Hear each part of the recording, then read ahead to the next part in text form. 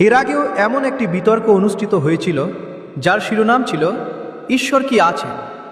আজকের এই আলোচনায় প্রবেশ করার আগে আমি এই বিতর্কের নিয়মাবলী আপনাদের সামনে পরিষ্কারভাবে তুলে ধরতে চাই, যাতে আমাদের এই আলোচনা কখনোই তর্ক বা ঝগড়ায় পরিণত না হয়।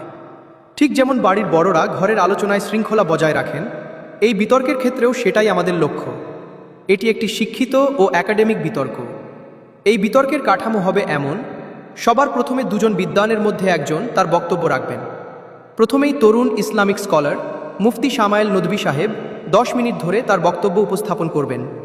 এরপর জাভেদ আখতার সাহেব 10 মিনিট সময় নিয়ে তার বক্তব্য রাখবেন। এরপর দুজনকেই সুযোগ দেওয়া হবে একে অপরকে প্রশ্ন করার।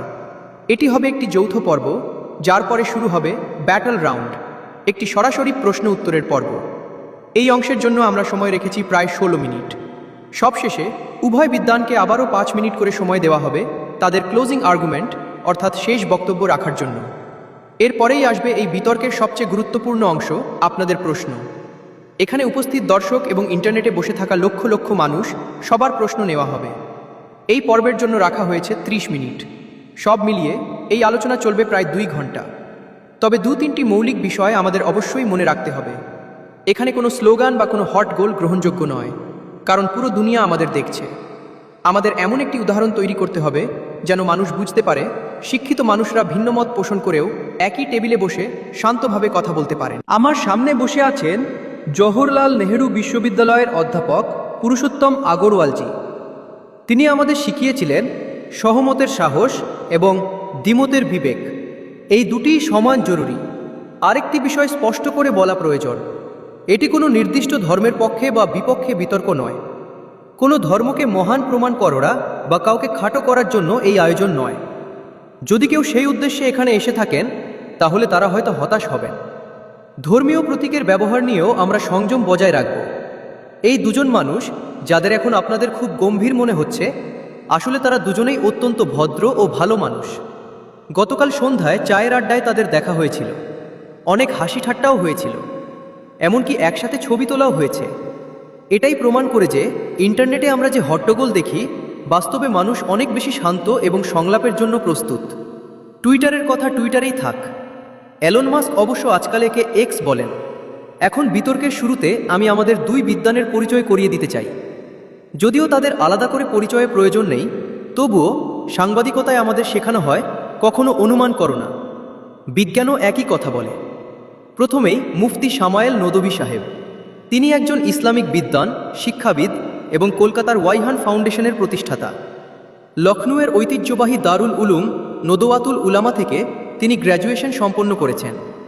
সোশ্যাল মিডিয়া এবং জনসমক্ষে শিক্ষাদান ও বৌদ্ধিক আলোচনায় তিনি সক্রিয়ভাবে যুক্ত। বর্তমানে তিনি ইন্টারন্যাশনাল ইসলামিক ইউনিভার্সিটি মালয়েশিয়া থেকে পিএইচডি করছেন। মজার বিষয় হলো, পড়াশোনার পাশাপাশি তিনি ট্র্যাভেল ব্লগও তৈরি করেন। পেট্রোনাস টাওয়ারের সামনে করা তার ব্লগ আমরা ইতিমধ্যেই দেখেছি। অন্যদিকে আমাদের সঙ্গে আছেন জাভেদ আখতার সাহেব। তিনি একজন কবি, শায়ের, গদ্যকার এবং ভারতীয় চলচ্চিত্র জগতের অসংখ্য স্মরণীয় সংলাপ ও গানের রচয়িতা। এছাড়াও নিজের বৈজ্ঞানিক চিন্তাধারা এবং ঘোষিত নাস্তিকতা নিয়ে তিনি বরাবরই স্পষ্টবাদী। যুক্তিবাদী তার চিন্তার কেন্দ্রবিন্দু। ভদ্রমহিলা ও মহোদয়গণ, ঈশ্বর কি আছেন? এই প্রশ্নের উত্তর মানুষ যুগ যুগ ধরে খুঁজে চলেছে। কেউ বলেন এটি গড জ্যাম পার্টিকেলের খোঁজ, কেউ বলেন গড পার্টিকেল, আবার কেউ বলেন হিগস বোসন। কেউ প্রশ্ন করেন ভর, বাবা ম্যাসের অস্তিত্ব এলো কোথা থেকে? কি ঘটেছিল? সৃষ্টির আগেও কি কিছু ছিল? সময় শুরু হওয়ার আগেই বা কি ছিল? আবার কেউ বলেন এই সমস্ত অনুসন্ধান যে মানব মস্তিষ্কে চলছে, প্রকৃতির নিয়মের ভেতর দিয়ে এই চিন্তার বিকাশই বা হলো কিভাবে? আমি আশা করি আজকের এই আলোচনায় আমরা এই মৌলিক প্রশ্নগুলোর কিছু উত্তর খুঁজে পেতে পারব। সবচেয়ে আগে আমি মঞ্চে আমন্ত্রণ জানাচ্ছি মুফতি শামায়েল নদভী সাহেবকে। আসুন স্যার।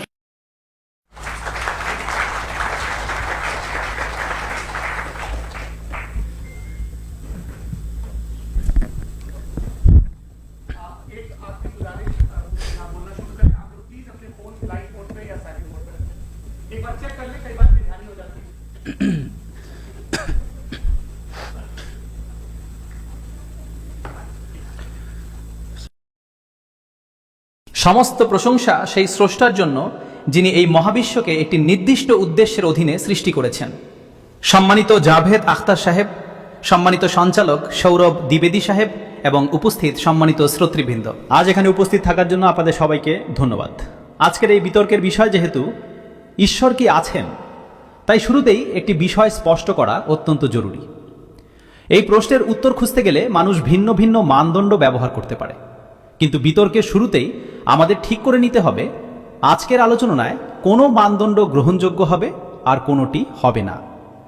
প্রথম যে মানদণ্ডটির কথা সাধারণত বলা হয় তা হলো বিজ্ঞান। আমি জানি সম্মানিত জাভেদ আখতার সাহেব খুব দ্রুত এই মানদণ্ডটির দিকে যেতে পারেন, কিন্তু বাস্তবতা হলো বিজ্ঞান নিজেই ঈশ্বরের অস্তিত্ব প্রমাণ করার বা অস্বীকার করার সরাসরি কোনো উপকরণ নয়।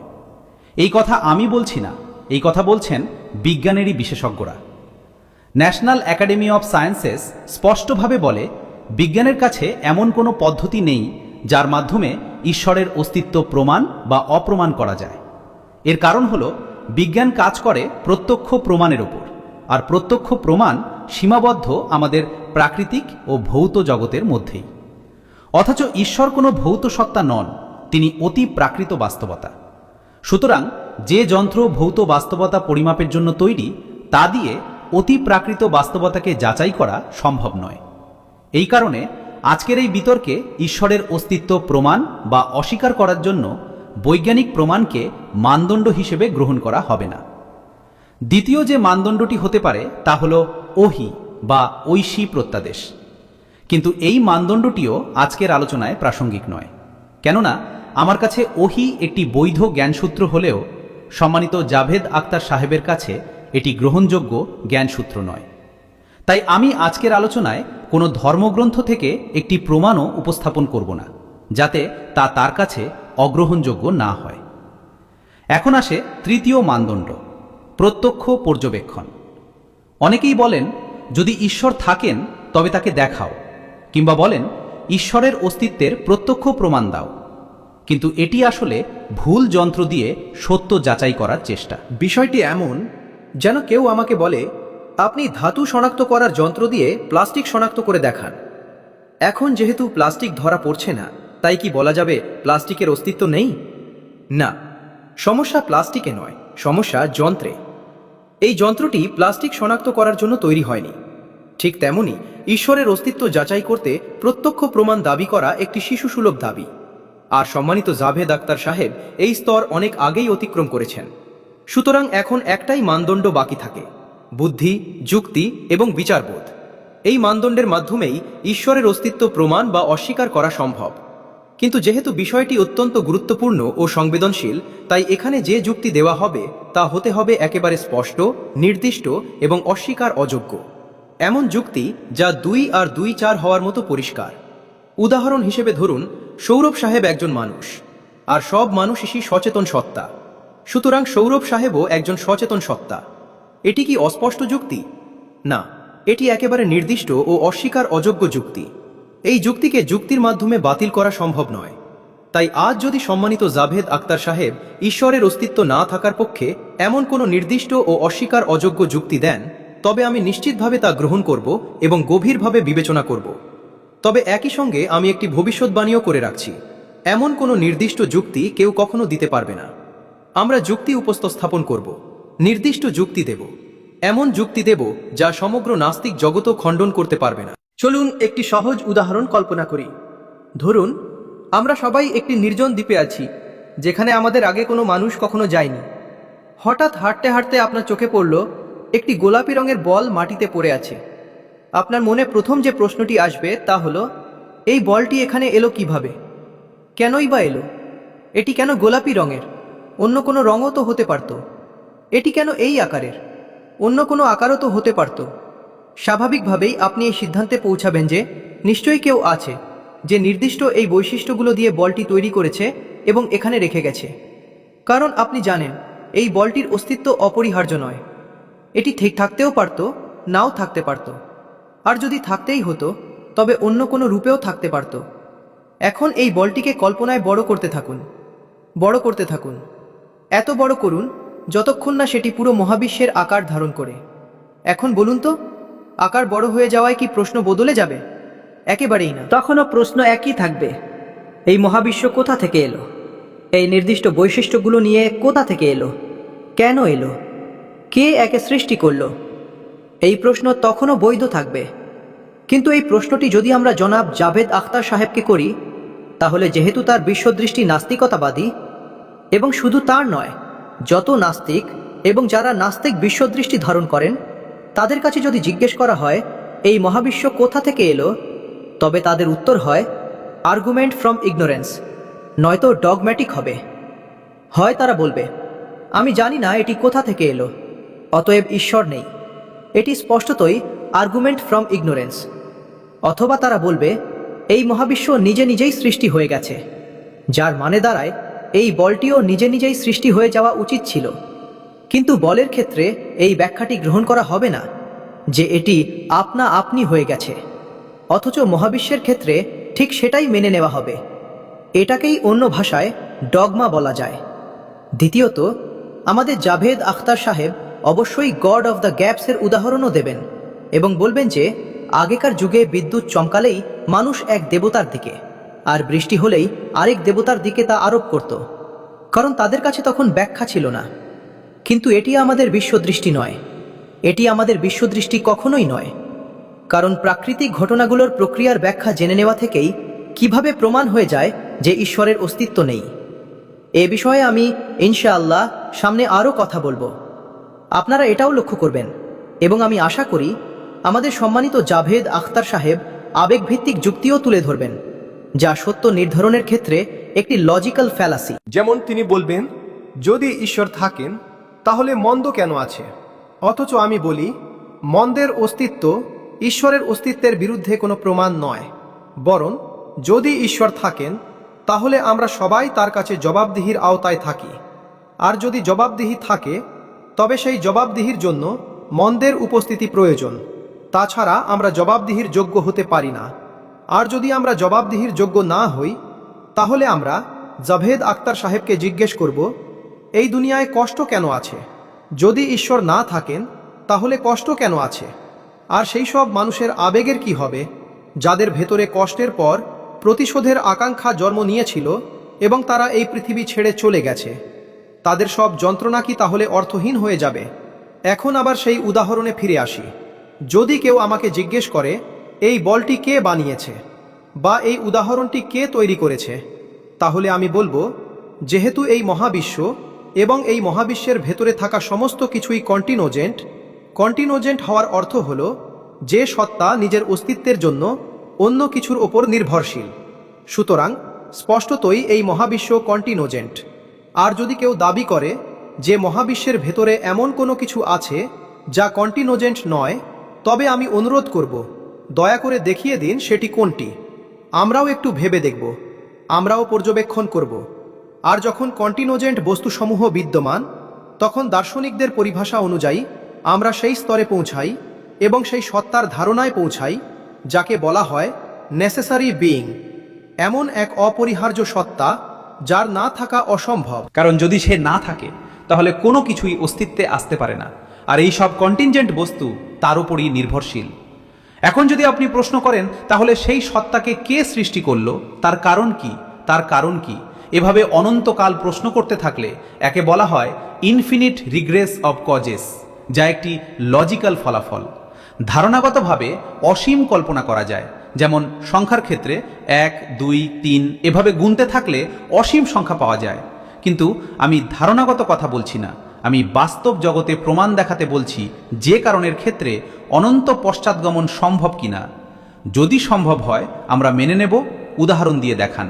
আর যদি সম্ভব না হয় তবে একটি অপশন বাকি থাকে, সেই নেসেসারি বিইং, এমন এক নেসেসারি সত্তা যা সম্পূর্ণ স্বাধীন। কারণ যদি সে নির্ভরশীল হয় তবে সে আর নেসেসারি থাকে না।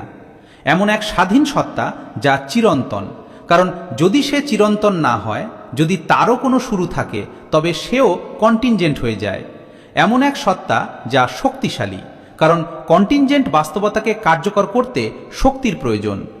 এমন এক সত্তা যা বুদ্ধিমান ও জ্ঞান সম্পন্ন, কারণ এই মহাবিশ্ব নির্দিষ্ট একটি গঠন ও নির্দিষ্ট প্রাকৃতিক নিয়মের অধীনে অত্যন্ত সূক্ষ্মভাবে পরিচালিত হচ্ছে। ধন্যবাদ। ধন্যবাদ মুফতি সাহেব। এই যুক্তিগুলো শোনার পর আমি জনাব জাভেদ আখতার সাহেবের কাছে অনুরোধ করব, আপনি বসে কথা বলতে চাইবেন তো বলুন। জি।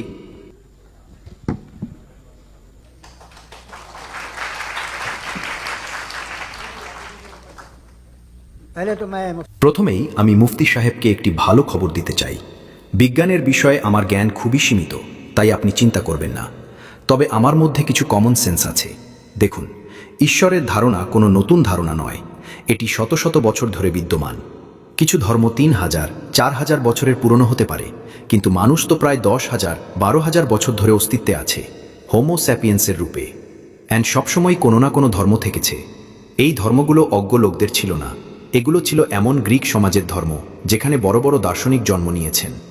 এগুলো ছিল মিশরীয়দের ধর্ম, যারা পিরামিড বানিয়েছিল।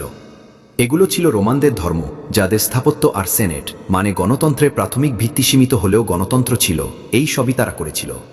তাই তাদের জুপিটার, রা, জিউস এই দেবতাদের ওপর তাদের বিশ্বাস আজকের কোনো ধার্মিক মানুষের নিজের ঈশ্বরের ওপর বিশ্বাসের মতোই দৃঢ় ছিল। খ্রিস্ট ধর্ম আসার আগে ইউরোপে একটি ধর্ম ছিল, জার্মানিক ধর্ম, যার এক দেবতা ছিল, তার এক স্ত্রী ছিল, 2 ছেলে ছিল, 1 মেয়ে ছিল। এরপর যখন ইউরোপে খ্রিস্ট ধর্ম এলো, সেই দেবতা, তার স্ত্রী আর পুরো পরিবারটাই হারিয়ে গেল। তাই যদি আমরা ইতিহাস দেখি তাহলে দেখা যায় ঈশ্বররা অধিকাংশ ক্ষেত্রেই ক্ষণস্থায়ী ছিলেন, তারা চিরকাল থাকেননি। আর যারা তাদের মানত, তাদের সম্পর্কে আপনি এটা বলতে পারেন না যে তারা অজ্ঞ ছিল বা কিছুই জানত না, তা নয়। তারা তাদের সময়ে খুবই সক্ষম মানুষ ছিল, বড় বড় কাজ করেছে, দার্শনিক ছিল, বিজ্ঞানী ছিল। কিন্তু তাদের ধর্ম কোথায় গেল? তাদের ঈশ্বর কোথায় গেল? আজ যে ঈশ্বরদের মানুষ মানে, আপনি কিভাবে নিশ্চিত যে কয়েক শত বছর পর কি হবে? ইউরোপের দিকে তাকালে আমরা দেখি চার্চগুলো ফাঁকা হয়ে যাচ্ছে। সময়ের সঙ্গে সঙ্গে জিনিসপত্র বদলে যায়। যেখানে ধর্মের কথা আসে, প্রতিটি ধর্মই আপনার কাছে একটি জিনিস চায়, ফেইথ। এই ফেইথ আসলে কি? ফেইথ আর বিলিফের মধ্যে পার্থক্য কি? এটা খুবই বোকামি হবে বলা যে যদি ঈশ্বর থাকেন তবে তা জাহিলিয়াতের কথা। আমি তো নর্থ পোল দেখিনি, কিন্তু আমি বিশ্বাস করি নর্থ পোল আছে। আমি কেন বিশ্বাস করি? কারণ যদি এই পৃথিবী গোল হয় তাহলে তার একটি টপ থাকতেই হবে। কিছু মানুষ সেখানে গিয়েও এসেছে। কমন সেন্স বলে এমনটাই হবে। প্রমাণ আছে, সাক্ষ্য আছে, যুক্তি আছে। তাই এটি আমার ফেইথ নয়। তাহলে ফেইথ আর বিলিফের মধ্যে পার্থক্য কি? যে ধর্ম মানে, প্রতিটি ধর্ম, ফেইথের অর্থই হলো এমন কিছু মানা যার কোনো সাক্ষ্য নেই, কোনো প্রমাণ নেই, কোনো র্যাশনাল নেই, কোনো প্রুফ নেই, তবু তুমি সেটাকে মেনে নাও, এটাকেই ফেইথ বলে। আর যদি কোনো কিছুর পক্ষে সামান্য প্রমাণ বা সাক্ষ্য থাকে তবে তাকে বিলিফ বলা হয়। যেমন নর্থ পোল আছে, এটা আমার বিলিফ, ফেইথ নয়। ফেইথ এই সব শর্তই বাতিল করে দেয়। তাহলে স্টুপিডিটি কি? যদি আমি এমন কোনো কথা মেনে নিই যার কোনো লজিক নেই, কোনো র্যাশনাল নেই, কোনো প্রুফ নেই, কোনো সাক্ষ্য নেই, কোনো প্রমাণ নেই, তবু আমি সেটাকে মেনে নিই, তাহলে সেটাই হবে বোকামি। ধরুন আগামীকাল আমি বিশ্বাস করতে শুরু করলাম যে ইলন মাস্ক আমার ভাই। এতে আমার খুব আনন্দ হবে, শান্তিও পাব। কিন্তু যদি কেউ জিজ্ঞেস করে কেন মানছ, কি প্রমাণ, সে তো আমেরিকান আর তুমি ইন্ডিয়ান, রক্তের সম্পর্ক নেই, কখনো দেখাও হয়নি। আর আমি বলি দেখুন এটা আমার ফেইথ। এখানেই ফেইথের অর্থ দাঁড়ায় এমন বিশ্বাস যাকে প্রমাণ করা যায় না। যদি প্রমাণ করা যেত তাহলে ফেইথের দরকারই থাকতো না। আপনি যতই তর্ক করুন, শেষ পর্যন্ত পৃথিবীর প্রতিটি ধর্মই ফেইথের ওপর দাঁড়িয়ে আছে। আর ফেইথ মানে এমন বিশ্বাস যার কোনো প্রমাণ নেই, কোনো সাক্ষ্য নেই, কোনো র্যাশনাল নেই। এখন আপনি আবার বলেন এই কায়নাত কে বানিয়েছে? মজার বিষয় হলো, আপনি উদাহরণ দিয়েছিলেন যে এক দ্বীপে গিয়ে একটি বল দেখলেন, কিন্তু আপনি বলেননি দ্বীপটা কে বানিয়েছে। আপনার বিস্ময় কেবল বলটাকে নিয়েছিল। আমরা দ্বীপ দেখে বিস্মিত হই না, দ্বীপ তো হয়েই থাকে। ঠিক একইভাবে এই নক্ষত্রগুলো, এই গ্যালাক্সিগুলো সবই যেন মহাশূন্যের দ্বীপ। আমরা এগুলোকে টেকেন ফর গ্র্যান্টেড নিই, জিজ্ঞেস করি না কে বানিয়েছে। আপনি দ্বীপের ব্যাপারে প্রশ্ন করেননি, আমার জন্ম কিভাবে হলো? আমি কি প্ল্যান হয়ে জন্মেছিলাম, নাকি কোনো এক লাকি স্পার্ম এসে মিলেছিল? আমার জন্ম র্যান্ডম, পুরোপুরি র্যান্ডম। আর যে ন্যায় বিচারের কথা আপনি বলেন, ন্যায় বিচারের সঙ্গে প্রকৃতির কোনো সম্পর্কই নেই। আপনি বলেন একদিন ন্যায় বিচার হবে, কিন্তু ন্যায় বিচার ইজ আ হিউম্যান কনসেপ্ট। প্রকৃতিতে কোনো ন্যায় বিচার নেই। যদি সিংহ হরিণ খেয়ে ফেলে তাকে কোনো শাস্তি দেওয়া হয় না। যদি ঝড় এসে সবুজ গাছ উপরে ফেলে ঝড়ের কোনো জেল হয় না। প্রকৃতিতে ন্যায় বিচার নেই, তাই তারা বলে প্রকৃতির ন্যায় বিচারের দরকারও নেই। প্রকৃতিতে সব কিছু এক নিয়মে চলে। এখন আমরা বলি, দেখুন, আমি যে অন্যায় করেছি তার শাস্তি হওয়া উচিত, কিন্তু প্রকৃতি বলে এটা তো কেবল একটি স্টর্ম, এভাবেই চলছে। প্রকৃতি ন্যায় বিচারহীন। ন্যায় বিচার ইজ আ হিউম্যান কনসেপ্ট। তাই যে বলে আমি তোমাদের ন্যায় বিচার দেব, সে মানুষের মনেরই সৃষ্টি। এটা ন্যাচারাল নয়, এটা আসমানি নয়। প্রকৃতির কোনো শাস্তি নেই, ন্যায় বিচারের কোনো শাস্তিও নেই। আপনি ধরুন সবাই একসঙ্গে চলছেন, আর হঠাৎ আপনি লেফট হ্যান্ড ড্রাইভ করতে শুরু করলেন। এর মানে কি? সমস্ত সচেতনতা, সমস্ত যুক্তি, সমস্ত শালীনতা লেফট হ্যান্ড ড্রাইভের মধ্যেই আছে। নইলে কি হবে? হয় আপনি বিশৃঙ্খলা তৈরি করবেন, নয়তো দুর্ঘটনা ঘটবে। হয় আপনি কাউকে কাউকে মেরে ফেলবেন, নয়তো ট্রাফিক জ্যাম হয়ে যাবে। মিথ্যা, অসততা, ঘুষখোরি এসবই আসলে ড্রাইভিংয়ের ভেতরের হর্ন সাইন। এগুলো আমরা নিজেরাই বানিয়েছি। যেমন আমরা লেফট হ্যান্ড ড্রাইভ বানিয়েছি। এই যে ন্যায় বিচারের ধারণা, এটা আমাদের তৈরি। এর সঙ্গে প্রকৃতির কোনো সম্পর্ক নেই। সিংহ যদি হরিণ খেয়ে ফেলে তার কোনো জেল হয় না, কিছুই হয় না। তাই যেসব ধর্ম ন্যায় বিচারের প্রতিশ্রুতি দেয়, সেখান থেকেই বোঝা যায় এটা মানুষের বানানো। এই ধারণা অন্য কোথাও থেকে আসেনি। প্রকৃতি নিয়ে কেউ কেউ বলে প্রকৃতি ঈশ্বর, কিন্তু প্রকৃতিতে তো ন্যায় বিচার নেই। অথচ আপনি প্রতিশ্রুতি দিচ্ছেন যে মৃত্যুর পর ন্যায় বিচার পাওয়া যাবে। আমি যদি পাই খুব খুশি হব, কিন্তু আমি সেটা বিশ্বাস করতে পারি না, কারণ আমি ফেইথ তৈরি করতে পারি না। The very fact that religions demand faith, এর মানে হলো তাদের কাছে জাস্টিফিকেশন নেই। ঠিক আছে, যদি ধর্ম সংযমের মধ্যে থাকে, চরমপন্থী না হয়, তবে তা আপনার ভেতরে কিছু গুণও তৈরি করতে পারে। এই সুবিধা, সেই সুবিধা। যেমন অ্যালকোহল, এটা অনেক ওষুধে ব্যবহার হয়। আর আমেরিকায় একবার একটি সার্ভে হয়েছিল লনজিভিটি নিয়ে। একদিকে ছিল যারা একেবারেই মদ খায় না, আর একদিকে যারা প্রতিদিন 1 বোতল মদ খায়। দেখা গেছে সবচেয়ে বেশি দীর্ঘায়ু হয় যারা দিনে 2 পেগ মদ খায় আর ভালো খাবার খায়। তবু আমরা মদকে খারাপ মনে করি। আমিও খারাপই মনে করি। কেন? কারণ কিছু জিনিসে আসক্তির প্রবণতা থাকে, যা বাড়তেই থাকে।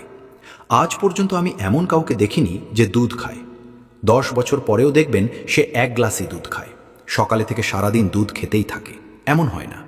কিন্তু অ্যালকোহলে আমি দেখেছি মানুষ অ্যালকোহলিক হয়ে যায়। এটাই সেই প্রবণতা।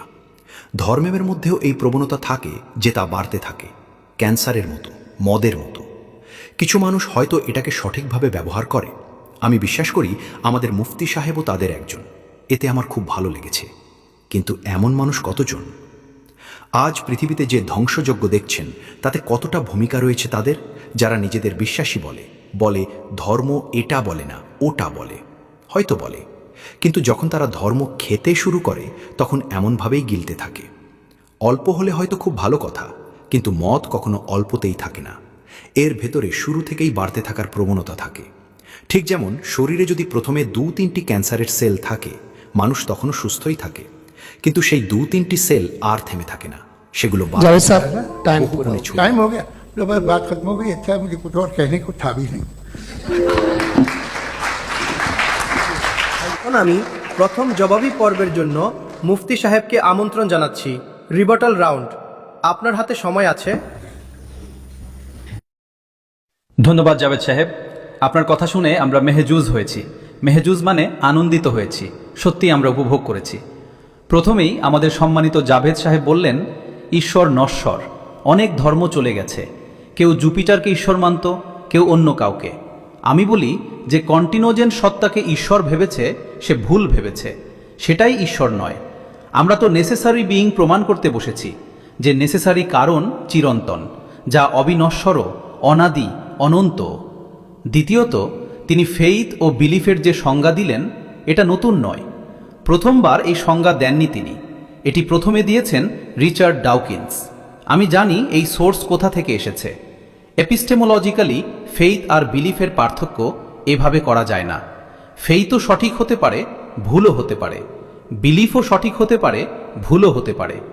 যে বিশ্বাস লজিক, রিজন ও এভিডেন্স দ্বারা সমর্থিত, সেই ফেইথ সঠিক। আর আপনি যে ফেইথের কথা বলছেন, যা অযৌক্তিক, যার পেছনে কিছুই নেই, আমরা সেটার পক্ষেই নই।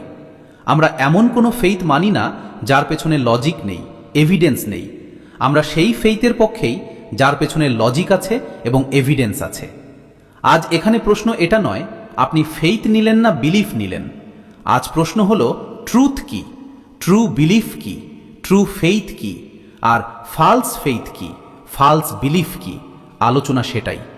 এরপর তিনি জিজ্ঞেস করলেন স্টুপিডিটি কি। যদি ধর্মীয় ফেইথ স্টুপিডিটি না হয়, তাহলে স্টুপিডিটি কি? আমি বলি স্টুপিডিটি হলো নাস্তিকতা। কেন?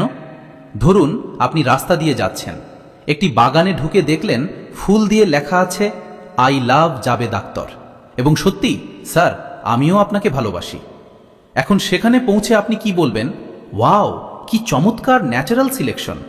না, এটা স্পষ্টভাবে ডিজাইন করা, এর পেছনে ডিজাইনার আছে। সুতরাং যদি কেউ এই সাধারণ বোধের কথাটাই মানতে রাজি না হয় যে এত নিখুঁতভাবে কাজ করা এই মহাবিশ্ব নিজে নিজেই হয়ে গেছে, তাহলে আমি মনে করি এর চেয়ে বড় বোকামি আর কিছু নেই। এটা সম্পূর্ণ অযৌক্তিক কথা। এরপর আমাদের সম্মানিত বক্তা বললেন, আপনি বলের দিকে ফোকাস করেছেন, দ্বীপের দিকে করেননি। আর আমি বলছি, দ্বীপকে কে বানিয়েছে সেটাই বোঝানোর জন্য তো বলের উদাহরণ দিয়েছি। বলও কন্টিনোজেন্ট, দ্বীপও কন্টিনোজেন্ট, দুটোই নেসেসারি বিইংয়ের দাবি করে। এরপর তিনি বললেন, প্রকৃতিতে কোনো ন্যায় নেই, আমরা ঠিক করি নৈতিকতা কি, ন্যায় কি।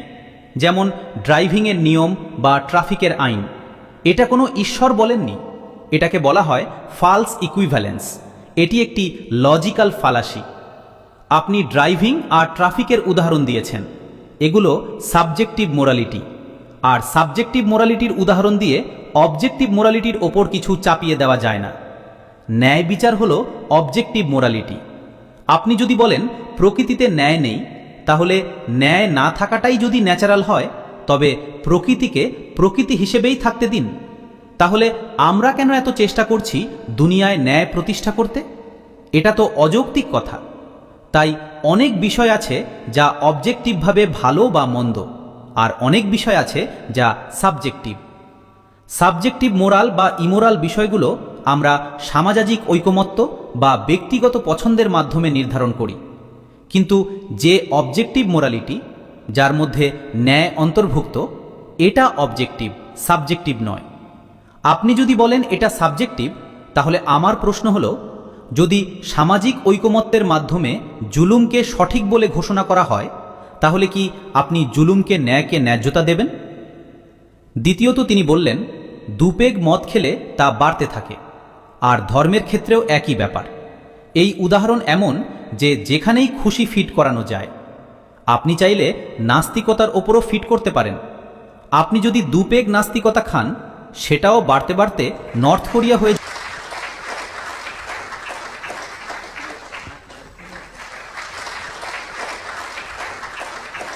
প্রথম রাউন্ডের রিবাটালের জন্য আমি জাবেদ সাহেবকে আমন্ত্রণ জানাচ্ছি। আপনার কাছে 7 মিনিট সময় আছে, দয়া করে টাইমার রিসেট করে দিন। আমার আনন্দ হচ্ছে যে প্রতিপক্ষ এটাও মেনে নিয়েছেন যে প্রকৃতিতে কোনো ন্যায় নেই। সুতরাং যে জিনিস মানুষ বানায়নি তার মধ্যে ন্যায় থাকে না। আমি আপনাকে একটি কথা বলবো, দয়া করে খেয়াল করুন, আপনি যে বাগানে যান সেখানে যে সুন্দর ফুল দেখেন তার কোনোটাই প্রাকৃতিক নয়, সবই মানুষের তৈরি। জঙ্গলে যে ফুলগুলো হয় সেগুলো খুব সাধারণ। এই বাগানের ফুলগুলো মানুষের হাতে তৈরি। বিভিন্ন ফুল ক্রস করে, আবার ক্রস করে উন্নত করে তৈরি করা হয়েছে। আপনি কোনো বনে গিয়ে এমন সুন্দর গোলাপ দেখবেন না। এগুলো সব মানুষের বানানো। মানুষ অনেক কাজই করেছে, কিন্তু একটি বিষয়ে আপনি আমার প্রশ্নের জবাব দেননি, আর সেটাই আমার অভিযোগ। ফেইথ কি? আর আপনি আমার কাছে ফেইথ কেন চান? আপনি তো নিজেকে লজিক্যাল বলেন, আপনার তো সব র্যাশনাল আছে, সব প্রমাণ আছে। তাহলে আপনি ফেইথ কেন দাবি করেন? কেন বলেন আত্মসমর্পণ করো আর প্রশ্ন করো না? কোনো ধর্মই সব প্রশ্ন করার অনুমতি দেয় না, বরং বলে বেশি প্রশ্ন করলে পথভ্রষ্ট হয়ে যাবে। আপনি কেন প্রশ্ন থামান? বাস্তবতা হলো মানব ইতিহাস আসলে কি? মানব ইতিহাস হলো এই যে দুনিয়ায় সবসময় দুই ধরনের মানুষ ছিল। একদল মানুষ ছিল যারা নিজেদের অজ্ঞতার উপাসনা করেছে, আর আরেক দল ছিল যারা নিজেদের অজ্ঞতার সঙ্গে লড়াই করেছে এবং জানার চেষ্টা করেছে আসলে কি রয়েছে। আজ আপনি যে কথাটা বলছেন, যে আপনি বিস্মিত হচ্ছেন এই মহাবিশ্ব কিভাবে তৈরি হলো, আগেও মানুষ বিস্মিত হতো। সূর্য যখন অস্ত যায় তখন সে কোথায় যায়, এই প্রশ্নেও মানুষ বিস্মিত ছিল। কিন্তু আপনি এক ধাপ এগিয়ে গিয়ে চিরন্তন কোনো শক্তিকে মেনে নিতে রাজি, অথচ এক ধাপ পেছনে গিয়েই এখানেই প্রশ্ন না করতে বলেন যে এটা কোথা থেকে এলো, এই শক্তি নাকি চিরকাল ছিল। তাহলে মহাবিশ্বের ক্ষেত্রে এক ধাপ আগেই কেন থেমে যাবেন? কেন বলবেন এটা চিরকাল ছিল কিনা আমরা জানি না, আর আমরা জানি না বলা কি কোনো অপরাধ? আশ্চর্যের বিষয় হলো পৃথিবীর সব ধর্ম সব কিছু জানে। এই দুনিয়া কিভাবে সৃষ্টি হয়েছে, কিভাবে ধ্বংস হবে, মৃত্যুর পর কি হবে, সবই জানা। কিন্তু ডাইনোসর ছিল, এই তথ্যটা কেউ জানত না। কোনো ধর্মগ্রন্থেই ডাইনোসরের উল্লেখ নেই, অথচ বাকি সব কিছু, how to make the universe for dummies, সব জানা। যার সব জানা তার তো সবই জানা। অথচ আমাদের মধ্যে এই বিনয় থাকা উচিত যে আমরা বলবো অনেক কিছুই আমরা জানি না, কিন্তু আমরা যেন নিজেদের অজ্ঞতার উপাসনা না করি, বরং জানার চেষ্টা করি।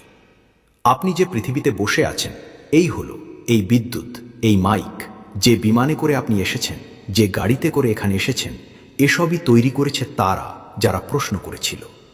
আজ যে আরামে আপনি বসে আছেন, এই দুনিয়াটা তৈরি করেছে সেই মানুষগুলো যারা প্রশ্ন করেছিল। আর ইতিহাসের প্রতিটি পর্যায়ে সেই প্রশ্নগুলোকে অপবিত্র বলা হয়েছে, ভুল বলা হয়েছে। ইতিহাস পড়ুন, একটি খুবই আকর্ষণীয় বই আছে বার্ট্রান্ড রাসেলের, রিলিজন অ্যান্ড সায়েন্স, যেখানে দেখানো হয়েছে কতকাল ধরে ধর্ম বিজ্ঞান বিরোধী অবস্থানে ছিল। এমনকি বাষ্প ইঞ্জিনের বিরুদ্ধেও ফতুয়া দেওয়া হয়েছিল, ভ্যাটিকান পর্যন্ত তা দিয়েছে। এটা সবসময়ই হয়েছে। আজও যেমন আমেরিকায় ডানপন্থীরা ক্ষমতায় এলেই মানবদেহ সংক্রান্ত গবেষণার ওপর নিষেধাজ্ঞা দেয়, রিসার্চ বন্ধ করে দেয়। এত ভয় কেন? একসময় সব ধর্মীয় মানুষই ক্ষুব্ধ ছিল এই ভেবে যে মানুষ নাকি মানুষ তৈরি করার চেষ্টা করছে। তাতে আপনাদের কি সমস্যা? বানাতে চাইলে বানাক, এই ভয়টা কেন?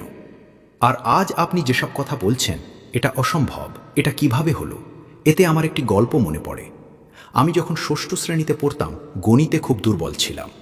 এক শিক্ষক আমাকে 1, 2, 3, 4, 5, 6 পর্যন্ত শিখিয়ে দিয়েছে। কিন্তু যেদিন তিনি বোঝালেন 1/2 কি, 3/4 কি, সেদিন মনে হয়েছিল আমার মাথা ফেটে যাবে।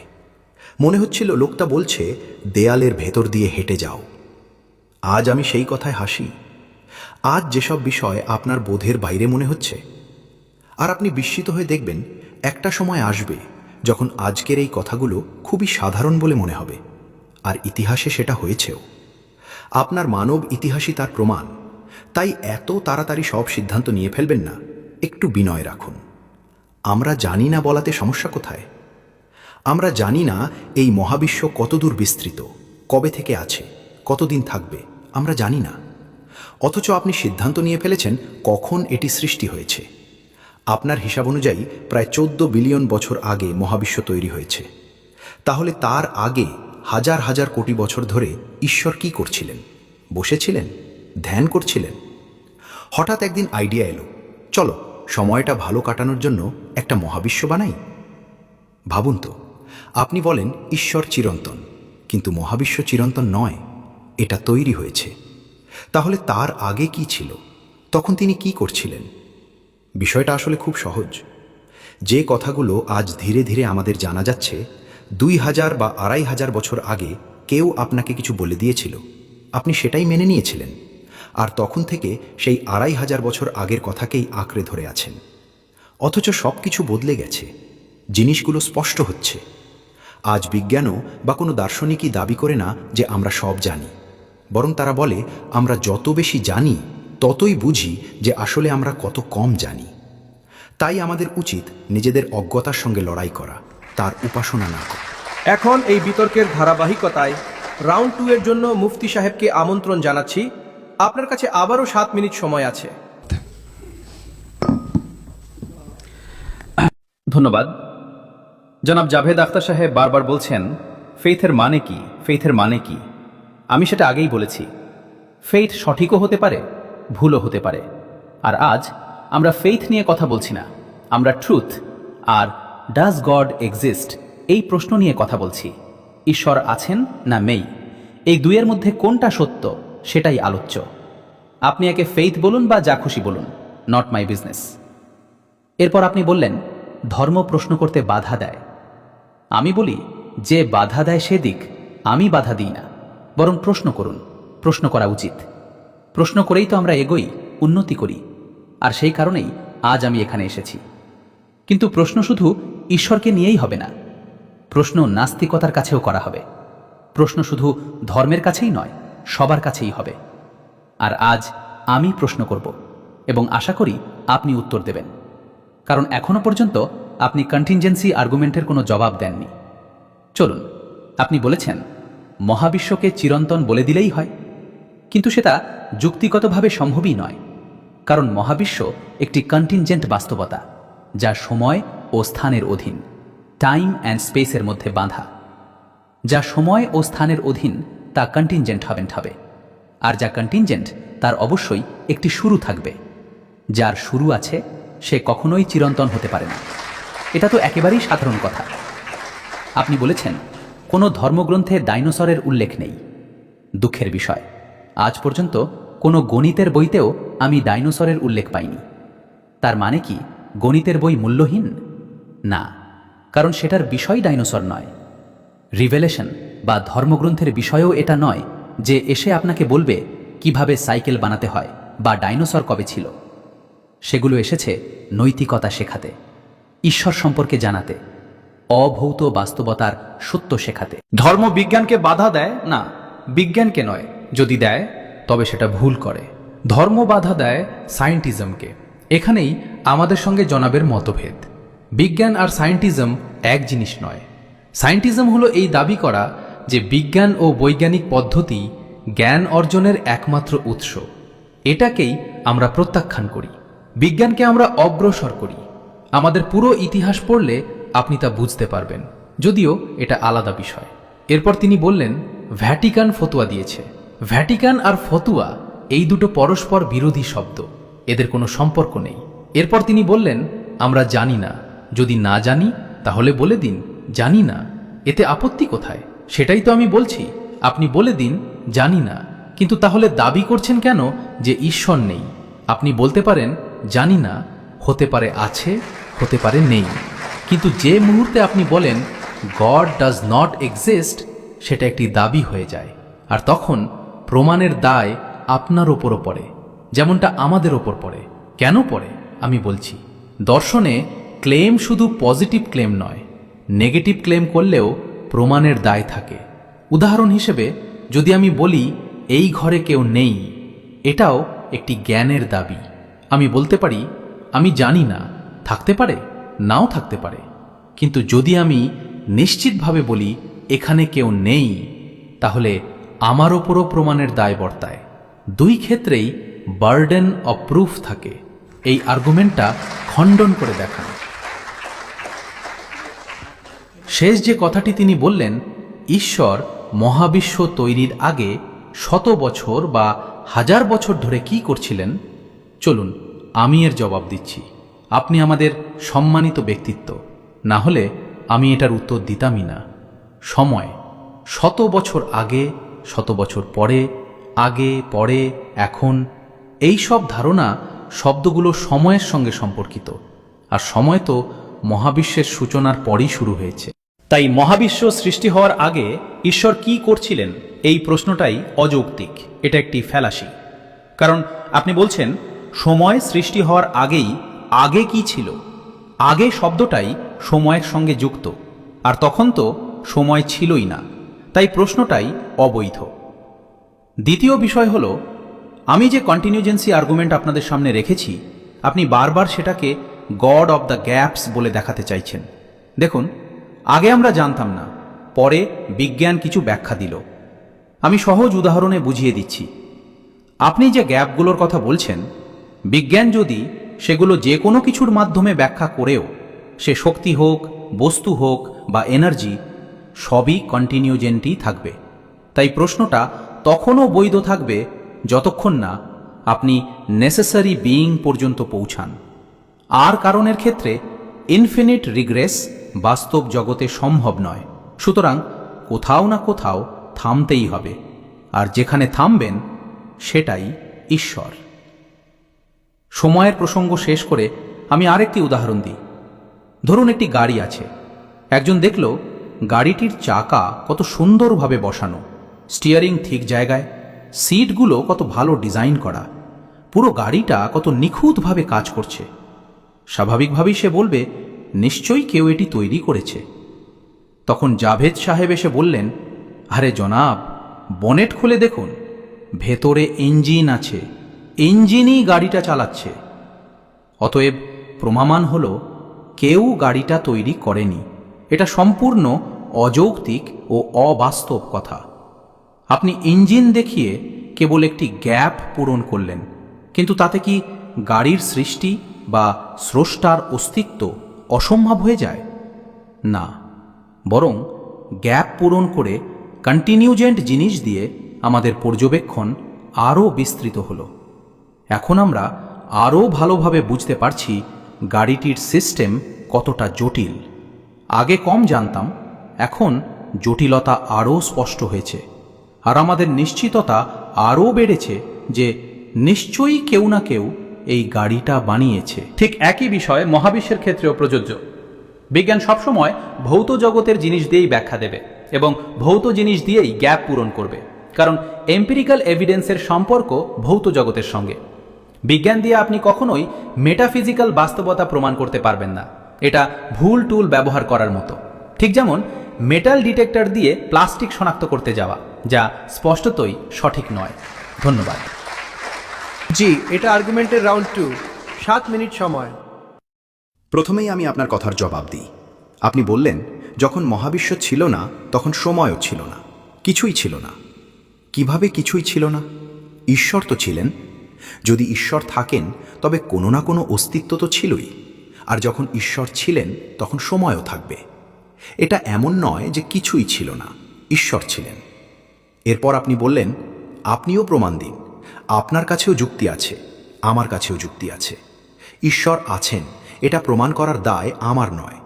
কিন্তু যদি আমি দাবি করি যে একটি চায়ের কেটলি মঙ্গলের চারদিকে ঘুরছে, তাহলে এটা আপনার দায়িত্ব নয় যে আপনি প্রমাণ করবেন এমন কোনো চায়ের কেটলি নেই। এটা আমার দায়িত্ব, কারণ দাবি আমি করেছি। কিন্তু ঈশ্বর আছেন এই দাবি তো ধর্মীয় মানুষরাই করে। তাহলে আমি কেন প্রমাণ করব যে তিনি নেই? যতক্ষণ পর্যন্ত আপনি আমাকে কনভিন্স না করতে পারবেন, আমি মানব না। আপনার যুক্তি আপনার, আমার যুক্তি আমার। দ্বিতীয়ত, আপনি যে গ্যাপসের কথা বলছেন, যখনই এই গ্যাপগুলো কোনো ধর্মীয় বিশ্বাসকে চ্যালেঞ্জ করে, তখনই হইচই শুরু হয়। ইতিহাসে দেখা যায় বিভিন্ন সময়ে বিভিন্ন জায়গায় ধর্ম বিজ্ঞানকে থামানোর চেষ্টা করেছে। এ বিষয়ে বার্ট্রান্ড রাসেলের রিলিজন অ্যান্ড সায়েন্স বইটি পড়তে পারেন, ঐতিহাসিক দলিল সহ লেখা। বিজ্ঞান আর ধর্মের সম্পর্ক ইতিহাসে এভাবেই এসেছে। এখন ধরুন, ধর্ম এবং ঈশ্বরে বিশ্বাস মানুষকে ভালো বানায়। তাহলে একটা কাজ করুন, ভারতের বা বিশ্বের মানচিত্র নিন এবং চিহ্নিত করুন কোথায় ধর্মীয়তা বেশি। লাতিন আমেরিকা, মধ্যপ্রাচ্য, আফ্রিকা বা ভারতের যে অঞ্চলগুলোতে ধর্মীয়তা বেশি। তারপর আরেকটা মানচিত্র নিন যেখানে অন্যায়, দমন, নারীর অধিকার লঙ্ঘন, জুলুম বেশি। দেখবেন মানচিত্র দুটো এক হয়ে যাচ্ছে। তাহলে আমাকে বলুন, এই ঈশ্বর ধারণার ব্যবহার কি? আপনি তো রাস্তার ধারে বসে ছোট ফ্ল্যাট বা জিনিসের ব্যবহারও বলে দেন। এই ধারণার ব্যবহার কি? এর ব্যবহার তো কারো উপকারে আসেনি। যে দেশগুলো, যে সমাজগুলো সবচেয়ে খারাপ, সেখানে জুলুম সবই ঈশ্বরের নামে করা হয়। তারা ভুল করছে না ঠিক করছে, আমার কি আসে যায়? ব্যবহার দেখলেই তো বোঝা যায়। আপনি কখনো হুইস্কির বোতল দেখেছেন? লালচে রং, ঝকঝকে, সুন্দর, কাউকে কি ক্ষতি করছে? কিন্তু এর ব্যবহার ভুল, তাই আপনি অপছন্দ করেন। ঠিক তেমনি এই ধারণাটার ব্যবহারই ভুল এবং ইতিহাস জুড়ে ভুল হয়েছে। মানব ইতিহাস দেখুন, ভারত দেখুন, দুনিয়া দেখুন, কি হচ্ছে? কিভাবে ফেইথওয়ালারা এটাকে ব্যবহার করছে। যারা তাদের ঈশ্বরে বিশ্বাস করে তারা কেমন মানুষ, তারা কি ন্যায় দেয়, তারা কি ভালো মানুষ হয়। যদি এই ওষুধে এত উপকার হতো তাহলে আমিও ব্যবহার করতাম, কিন্তু আমি তো কোনো উপকারই দেখি না। বরং আমি এটা বলি, যদি কোনো মানুষ ধর্মীয় হয় এবং ভালো মানুষও হয়, আমি তাকে খুব সম্মান করি, কারণ আমার মনে হয় ধর্মীয় হয়ে ভালো মানুষ হওয়া আমার চেয়ে ভালো মানুষ হওয়ার থেকেও কঠিন। ভাই, সব কিছুরই একটা সীমা আছে। আপনি এতটা দৌড়াতে পারেন, তার বেশি পারেন না। এতটা ওজন তুলতে পারেন, তার বেশি পারেন না। এতটা দূর দেখতে পারেন, তার বেশি পারেন না, তার বেশি পারেন না। একইভাবে কমন সেন্স বলে আপনার নেকিরও একটা কোটা আছে।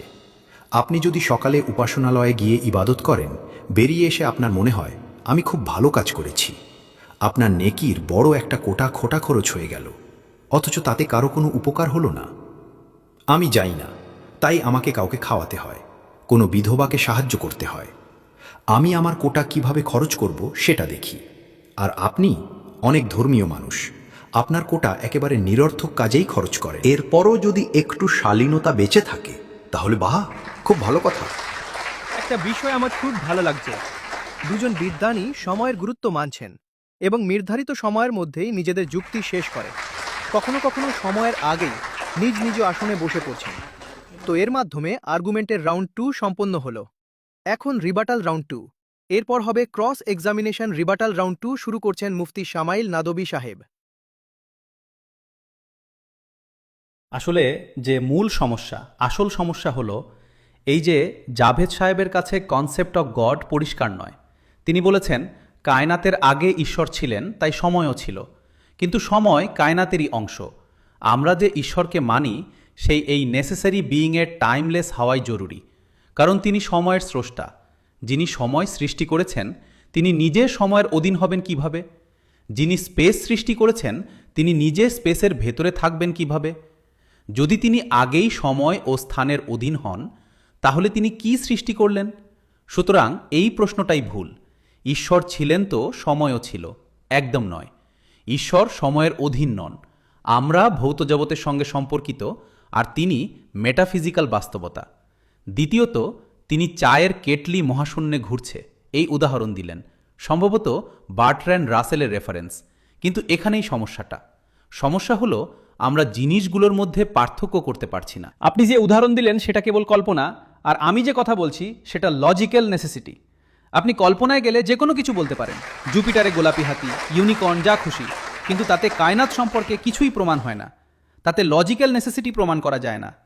আমি কথা বলছি প্রাইম কজের, সেই নেসেসারি বিইংয়ের, যার অস্তিত্ব ছাড়া এই কায়নাতের অস্তিত্ব সম্ভব নয়।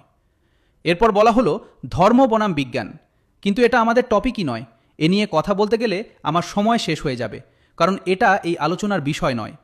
বিজ্ঞানকে ধর্ম বাধা দেয়, এটা আমাদের অবস্থান নয়। অন্তত আমার ও আমাদের বিশ্বদৃষ্টিতে বিজ্ঞানকে পেছনে টানা হয় না, বরং সায়েন্টিজমের সমালোচনা করা হয়।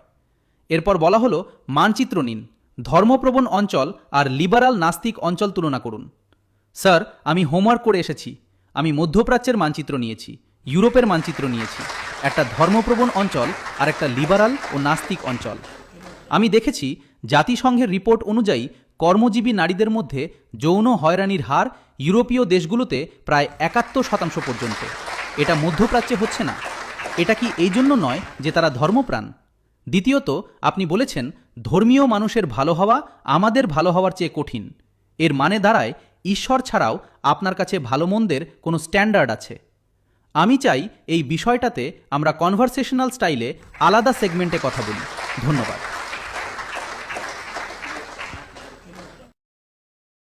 এটা রিবাটাল রাউন্ড 2। আপনার হাতে 5 মিনিট সময় আছে। এরপর ক্রস এক্সামিনেশন শুরু হবে। আপনি চাইলে রিবাটালে তাদের প্রশ্নগুলোর জবাবও দিতে পারেন। দেখুন, প্রথমেই যে কথাটা, এই উদাহরণ ভুল না, ভুলই। কারণ শুরুতেই তিনি আমাদের নিরস্ত্র করে দিয়েছেন এই বলে যে কেবল বুদ্ধি বা লজিক দিয়ে এখানে পৌঁছানো যায় না। এটা নাকি মেটাফিজিক্যাল বিষয়। মেটাফিজিক্যাল শব্দটা এমনভাবে ব্যবহার করা হয় যেন এটা খুব বড় কিছু, অথচ আসলে কেউ ঠিকঠাক জানেই না এর মানে কি। ভাই, মেটাফিজিক্যাল বলতে কি বোঝায় খুলে বলুন। আপনি যখন আমার সঙ্গে কথা বলছেন, যুক্তি করছেন, তখন আমাকে লজিক্যালভাবে প্রমাণ দিন। আর যদি বলেন এটা মেটাফিজিক্যাল, লজিক দিয়ে ধরা যায় না, তাহলে আমরা কথা বলছি কেন? কোন ভাষায় এই কথোপকথন হচ্ছে? আর এই যে বলা হচ্ছে সময়ের আগে সময় ছিল না, অথচ বলা হচ্ছে তিনি চিরকাল আছেন ও চিরকাল থাকবেন। চিরকাল তো সময়েরই ধারণা। যদি সময় না থাকে তাহলে সব সময় কথাটা আসছে কোথা থেকে? থাকবেন, এই থাকাটাই তো সময়ের সঙ্গে যুক্ত। এরপর আপনি বললেন সেখানে বালুকণা বেশি, ঠিক আছে, কিন্তু আমরা একবার দেখি এই দুনিয়াটা কিভাবে চলছে যদি সত্যিই এমন এক সর্বশক্তিমান সত্তা থাকেন যার ইচ্ছা ছাড়া পাতাও নড়ে না। দুনিয়ার অবস্থা কি? ৪৫,০০০ শিশু ১০ বছরেরও কম বয়সী গাজায় মারা গেছে। ক্ষুধায় কালাহান্ডিতে শিশু মারা যায়, ডিপথেরিয়ায় শিশু মারা যায়। ভয়ঙ্কর রোগ, গলায় ঝিল্লি জমে শ্বাস বন্ধ হয়ে যায়, শিশুর শরীর নীল হয়ে যায়। এগুলো হয় গরিবের শিশুর সঙ্গে। যদি তিনি সর্বশক্তিমান হন, যা ইচ্ছা করতে পারেন, তাহলে আমরা দোয়া কেন করি? এই কাজটা করে দাও। ওটা করে দাও মানে তিনি হস্তক্ষেপ করেন। তাহলে তিনি দেখছেন আর হস্তক্ষেপ করছেন, এটা যদি সত্য হয়, তবে আমি যখন দুনিয়াটা দেখি আমার হৃদয়ে তার জন্য কোনো সম্মান জন্মায় না। তিনি কি করছেন? আপনি সর্বশক্তিমান, সর্বত্র উপস্থিত। তাহলে গাজায়ও তো আপনি ছিলেন। আপনি দেখছিলেন শিশুদের কিভাবে টুকরো টুকরো করা হচ্ছে। আপনি দেখছিলেন, আর তারপরও চান আমি আপনার উপাসনা করব? আরে ভাই, আমাদের প্রধানমন্ত্রী তো এর চেয়ে ভালো, কিছু তো খেয়াল রাখেন। আশ্চর্য, আপনি কার কথা বলছেন? যদি তিনি থেকেও থাকেন, এই দুনিয়া অন্যায়, জুলুম, নিপীড়ন আর সহিংসতায় ভরা। আর দয়া করে এটা বলবেন না যে তিনি দেখছেন আর একদিন বিচার করবেন। যদি তিনি দেখেন আর হস্তক্ষেপ না করেন, তাহলে আপনি দোয়া কেন করেন? আপনি বলেন আমার এই কাজটা করে দাও, মানে তিনি হস্তক্ষেপ করতে পারেন। তিনি আপনাকে চাকরি দিতে পারেন, কারো মেয়ের বিয়ে করাতে পারেন, কারো ছেলেকে গ্রিন কার্ড পাইয়ে দিতে পারেন। তাহলে অন্তত এই যে শিশুদের মৃত্যু হচ্ছে, এটা তো থামাতে পারতেন। আমার কাছে মনে হয় যদি সত্যিই এই দুনিয়ার কোনো মালিক থাকেন, কোনো সর্বশক্তিমান শাসক থাকেন, আর এই দুনিয়া এমনভাবেই চলতে থাকে, তাহলে সেটা খুবই লজ্জার।